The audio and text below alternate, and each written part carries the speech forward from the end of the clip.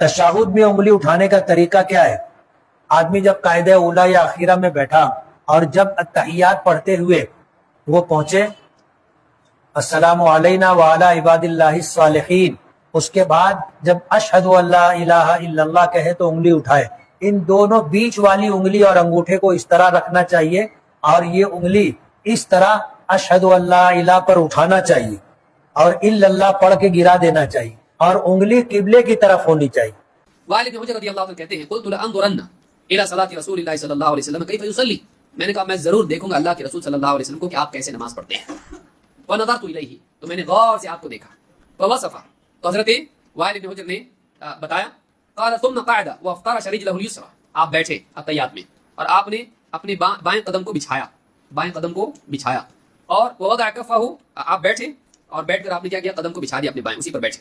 ووضع کفہ اليسرى على فخذه وركبته اليسرى، اور آپ نے اپنی ہتھیلی اس کو بائیں ران اور گھٹنے پر رکھا، بائیں ران پر اور گھٹنے پر، بائیں گھٹنے پر رکھا. وجعل حد مرفقه الايمن على فخذه اليمنى، اور اپنی دائیں کونی اپنی دائیں ران پر رکھی. ثم قبض اثنتين من اصابعه وحلق حلقه، پھر اپنی دو انگلیاں، کون سی؟ آخر کی دو، ان دونوں کو کیا کیا؟ بند کیا. اور حلق حلقه، اور ایک حلقہ بنایا. اور کیا کیا؟ ثم رفع اصبعه، انگلی اٹھائی.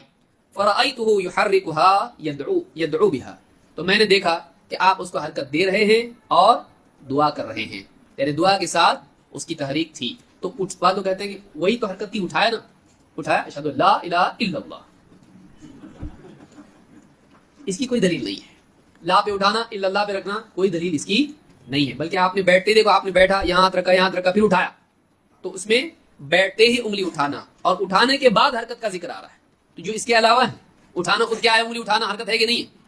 وہ ایک حرکت ہے، لیکن اس کے بعد استمرار کے ساتھ یحرکھا، حرکت دے رہے ہیں، میں نے دیکھا.